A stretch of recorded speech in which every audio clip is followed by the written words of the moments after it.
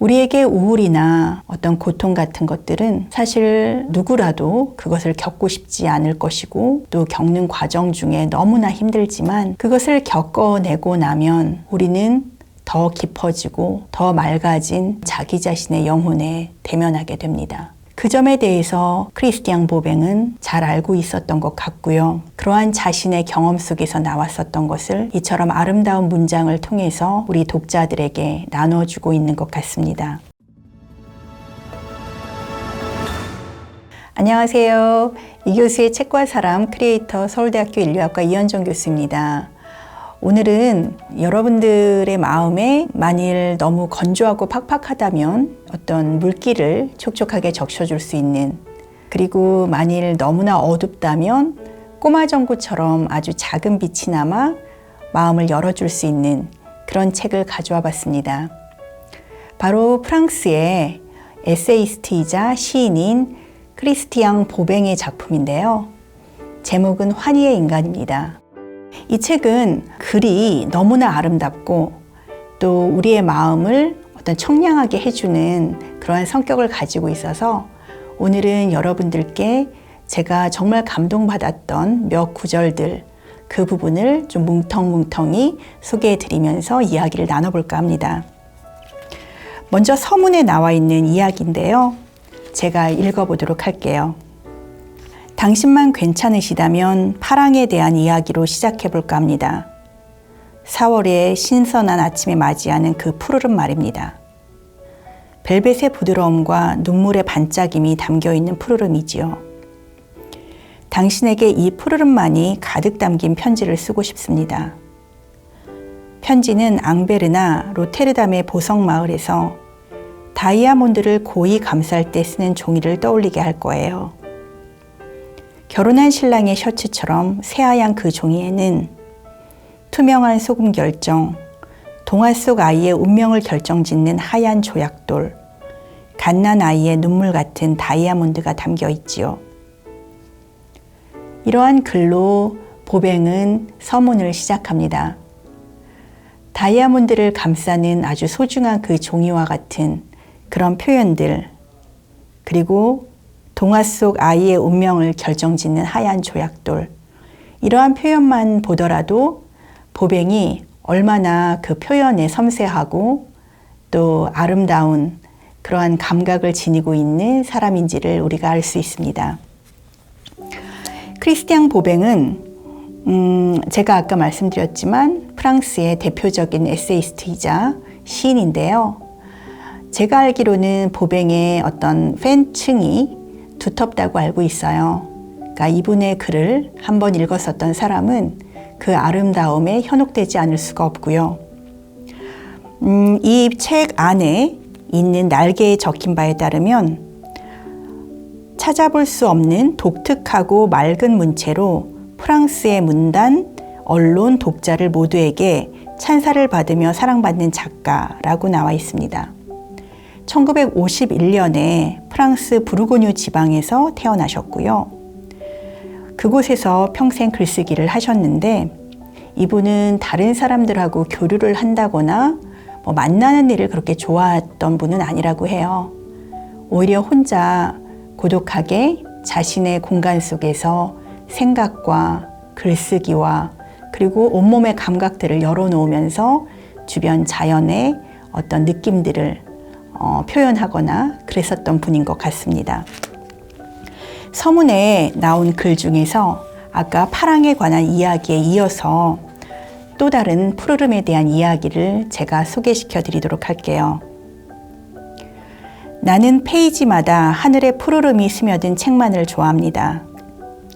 죽음의 어두움을 이미 경험한 푸른 말이에요. 나의 문장이 미소 짓고 있다면 바로 이러한 어둠에서 나왔기 때문입니다. 나는 나를 한없이 끌어당기는 우울에서 벗어나려고 발버둥치며 살아왔습니다. 많은 대가를 치르고 나서야 이 미소를 얻었어요. 당신의 주머니에서 떨어진 금화와 같은 이 하늘의 푸르름을 나는 글을 쓰며 당신에게 돌려드리고 있답니다. 이 장엄한 푸름이 절망의 끝을 알려주며 당신의 눈시울을 붉게 만들 거예요. 무슨 말인지 아시겠죠? 하늘의 푸르름이 스며든 책이지만 그 푸르름이 저자는 어떠한 어둠, 그리고 오래된 우울과의 어떤 싸움 속에서 배어나오게 됐던 그러한 결정체라고 말을 합니다. 많은 대가를 치르고 나서야 이처럼 아름다운 문장들을 갖게 되었다고 저자는 말하고 있어요.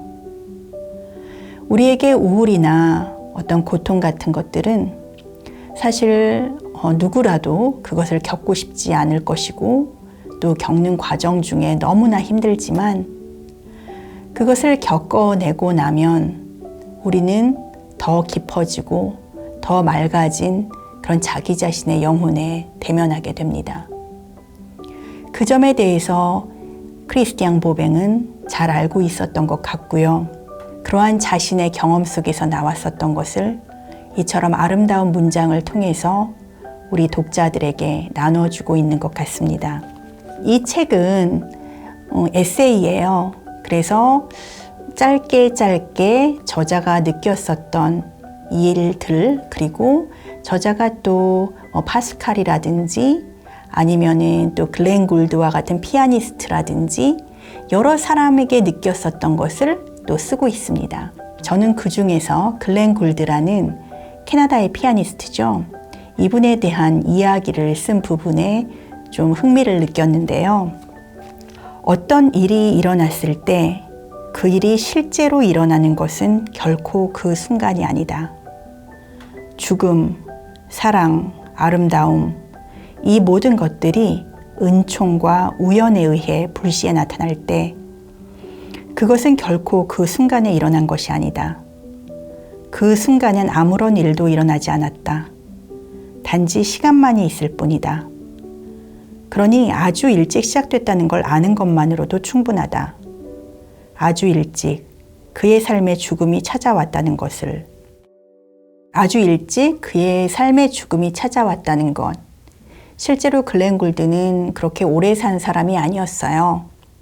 1932년에 태어났는데 82년에 세상을 떴으니까 한 50살 정도, 그렇죠? 한 50년 정도 이 세상에 있다가 가신 분입니다. 그런데 여기서 이야기를 하는 내용은 단지 글렌 굴드의 삶이 짧았다는 것을 이야기하는 것뿐 아니라 어떠한 일이 일어났을 때 우리는 그것이 그 순간에 일어난 것이라고 생각하기 쉽지만 보뱅은 어떤 남다른 그런 철학적인 사고를 보여줍니다. 그것은 그 순간에 일어난 것이 아니라 어떤 은총과 우연에 의해서 언젠가부터 사실은 시작되었었던 일이 그 순간에 발생할 뿐이라는 거죠. 그 순간에 따라서 어떤 일이 있는 것이 아니라 시간만이 존재합니다. 그리고 그렇게 갑자기 일어나는 것들의 예로서 죽음과 사랑과 아름다움을 이야기를 하는데요. 우리는 생각해 볼 수 있어요. 많은 철학자들과 또 문학가들이 가장 많은 관심을 기울였었던 주제가 죽음과 사랑과 아름다움이 아닐까요? 그처럼 우리의 삶에 어찌 보면 가장 본질적인 그런 부분들인데 이러한 것들이 그 순간에 갑자기 닥치거나 발생하는 것이라고 우리가 생각하기 쉽지만 사실은 우연과 또 은총이라는 어찌 보면은 우리가 알 수 없는 영역에 있는 그러한 요소들이지만 그런 힘들에 의해서 언젠가부터 발생해 왔었던 그런 일이라는 거죠. 저는 사회과학자로 과학적인 사고를 하는 데 익숙하지만 최근 들어서는 이러한 비과학적인 그런 요소라고 여겨지는 부분들에 참 관심이 많이 갑니다. 인간이 모든 것을 설명할 수 있고 또 과학적으로 분석할 수 있다는 생각은 어떤 부분에서는 우리 인간 사회를 발전시켜 온 그러한 요소이기는 하지만 동시에 우리가 우리 삶에 발생하는 여러 가지 일들을 해석하는데 좀 제한적인 시각을 주는 것은 아닐까 하는 생각이 들어요. 여기에 은총과 우연이라는 단어가 나왔는데요. 이 은총과 우연이라는 단어는 저에게 또 다른 한 사람을 떠올리게 합니다. 그 사람은 바로 시몬 베유라는 프랑스의 철학자이자 사회운동가인데요. 여러분들이 구글에서나 다른 사이트에서 시몬 베유라고 치시면 금방 이분의 삶에 대해서 접하실 수 있을 거예요. 이분은 철학자로 또 공부를 굉장히 잘하는 엘리트였지만 젊었을 때부터 아주 밑바닥에서 가난과 그리고 고통에 허덕이는 노동자들을 위해서 그들과 함께 노동을 하며 살았습니다. 그리고 레지스탕스 운동을 하기도 했고요. 제가 좋아하는 책은 이분이 죽은 다음에 발간된 중력과 은총이라는 책인데요. 이분의 이야기는 그렇습니다. 우리의 세속적인 삶 속에 가득한 불행이라든지 고통이라든지 궁핍이라든지 이러한 요소들이 우리가 어떻게 극복할 수 없는, 완전히 제거할 수 없는 어떤 요소라고 생각합니다. 중력 같은 힘으로 우리를 아래로 끌어당기고 있다고 하죠. 그렇지만 이분이 동시에 은총을 이야기를 하는 것은 그러한 중력의 힘 속에서 우리는 도리어 아이러니하게 어떤 영혼의 고향, 위로 향해 가는 그러한 움직임을 우리가 경험할 수 있다는 겁니다. 그래서 이때 은총이라는 것은 바로 그러한 영혼의 움직임을 뜻하는 것이고요. 시몬 베유는 어떤 면에서는 신비주의자적인 측면도 있어서 그 영혼의 고향으로서 만나게 되는 것을 은총이라고 표현할 때 그것이 진정 신의 은총을 뜻하게 될 수도 있다고 또 그렇게 해석이 되기도 합니다. 어쨌든 이 보뱅의 글에서도 그렇고 시몬 베유의 글에서도 그렇고 우리가 은총이라는 것, 또 우연이라는 것, 그리고 우리 삶에 어쩔 수 없는 중력이라는 요소들, 이러한 점들을 우리가 함께 생각해 봐도 좋을 것 같은 생각이 들었습니다.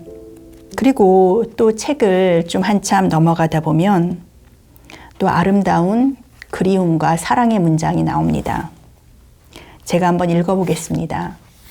오늘따라 제가 약간 감기 기운이 있어서 목소리가 좀 갈라지는데요. 하필 이 책을 소개할 때 제가 맑은 목소리로 이야기할 수가 없어서 좀 죄송하다는 생각이 듭니다. 내가 글을 쓸 때 네가 방해된 적은 단 한 번도 없다는 것을 알게 될 것이다. 너만을 위해서 글을 썼다는 것을 알게 될 것이다. 너를 알기 전 아주 오래전부터 우리가 만나기 전 어두웠던 무한한 시간 속에서조차 나는 너를 위해 글을 썼다. 이 메마른 사막 속에서 난 사랑을 기다리며 글을 썼다. 사랑이 올 수 없는 불가능 속에서 사랑이 오는 것을 기다리며 글을 썼다. 밤보다 더 격렬한 단어로, 밤보다 더 어두운 단어로 글을 썼다. 밤이 지나가길 바라면서, 더 깊은 어두움으로 밤이 흩어지기를 바라면서. 그러던 내가 지금은 사랑 안에서, 밝은 빛 안에서 글을 쓴다. 빛을 지나기 위해, 더는 이지러지지 않는 빛에 도달하기 위해, 세월의 더딘 윤회에도 길을 잃지 않는 빛을 얻기 위해 빛보다 더 환한 단어들로 글을 쓴다. 이 내용은 1980년 그리움의 정원에서라는 책에서 발췌된 부분이라고 합니다. 그리고 그 소제목이 지슬렌에게 보낸 수첩이라는 제목인데요. 지슬렌은 크리스티앙 보뱅이 오래도록 사랑했던 여인의 이름이라고 합니다. 2번의 결혼과 세 아이를 양육한 또 엄마이기도 했는데요. 이 지슬렌이라는 분은 자신의 일도 열심히 하지만 아이를 양육하는데도 참 많은 열정을 쏟았던 그런 멋있는 여자였다고 합니다. 그리고 이 여성과의 그 관계는 우리가 현실적인 의미에서 이루어지지는 못해서 나중에 지슬렌이 죽고 난 다음에 보뱅은 그 책을 펴냈는데요. 그 책 이름이 그리움의 정원에서라는 책이라고 하고 마찬가지로 1984 북스에서 출간이 되었습니다. 여러분들이 이 책에 대해서 관심이 있으시다면 그 책을 보시는 것도 좋을 것 같습니다. 그래서 제가 읽은 이 부분에서도 우리는 보뱅이 갖고 있는 좀 독특한 그런 시간관을 엿볼 수 있어요. 아까도 우리가 그 순간에 발생한 것이 아니라 어떤 우연과 은총을 통해서 오래전에 만들어져 왔던 그런 것이라고 이야기하듯이 이 글에서도 보뱅은 자신의 글쓰기가 지슬렌을 만나기 전부터 사실은 지슬렌을 위해서 쓰고 있었고, 그 어두운 시간 동안에, 사랑이 없던 어두운 시간 동안에도 지슬렌을 향해서 그 사랑이 오는 것을 기다리며 썼던 글이라고 그렇게 표현합니다. 과학적인 사고로는 쉽게 납득할 수 없는 것이지만 우리는 이 보뱅이라는 시인이자 에세이스트의 아름다운 그런 문구를 통해서 공감을 할 수 있게 됩니다. 마지막으로 오늘 이 책에서 한 부분을 또 소개하면서 마무리를 지으려고 하는데요. 뒷부분에 그 보뱅은 자신이 요양원에 계신 아버지를 만났던 그러한 경험에 대해서 이야기를 하고 있습니다.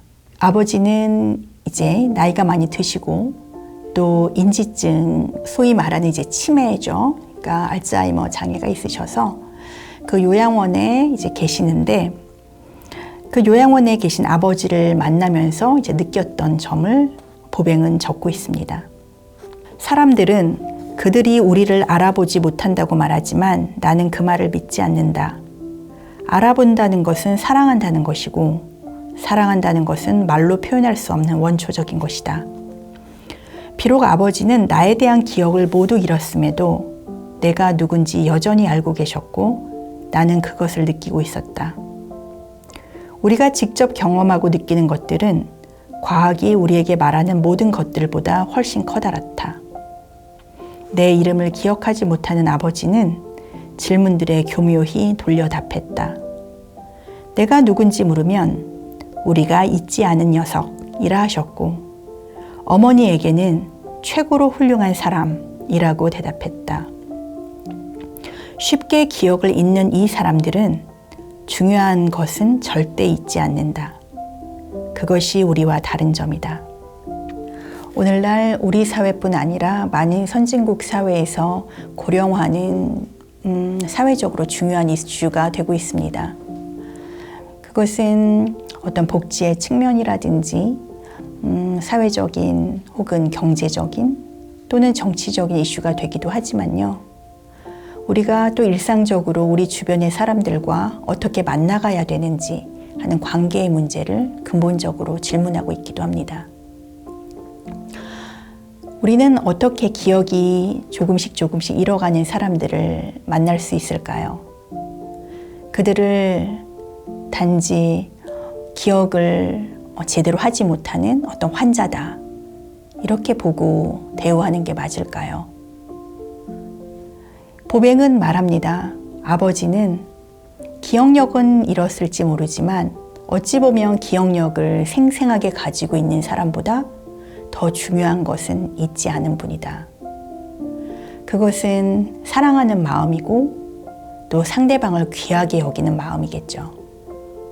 그러니까 아버지는 그 아들의 이름, 아내의 이름을 기억하지 못했지만 우리가 절대로 잊지 않는 녀석이라든지 최고로 훌륭한 사람이라는 그런 아름다운 표현으로 그들을 지칭할 수 있게 됩니다.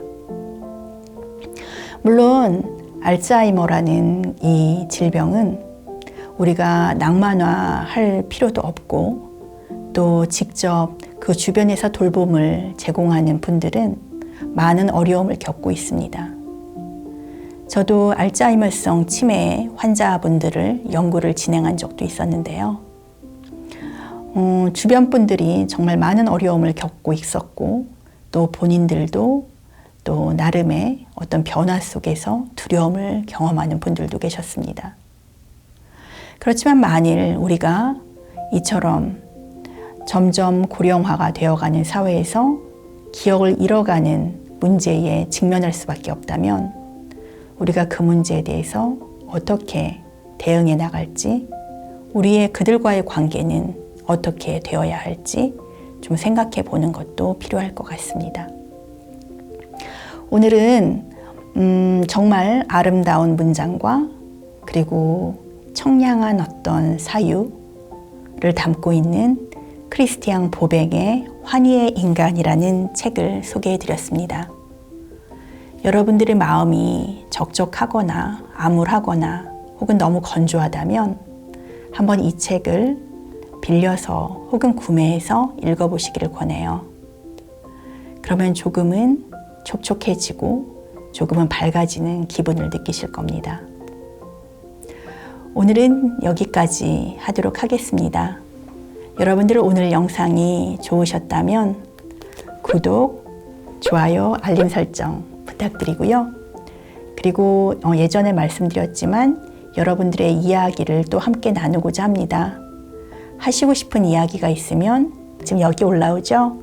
네, 북엔사람@gmail.com으로 보내주시면 또 제가 선별해서 이야기를 나누는데 사용하도록 하겠습니다. 그럼 오늘은 여기서 마치도록 하겠습니다. 다음에 또 좋은 책을 가지고 만나 뵙겠습니다. 감사합니다.